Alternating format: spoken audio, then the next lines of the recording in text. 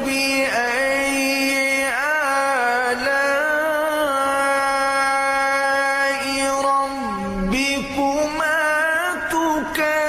تكذبان كل من عليها فان ويبقى وجه ربك ذو الجلال والإكرام فبأي آلاء ربكما تكذبان يسأله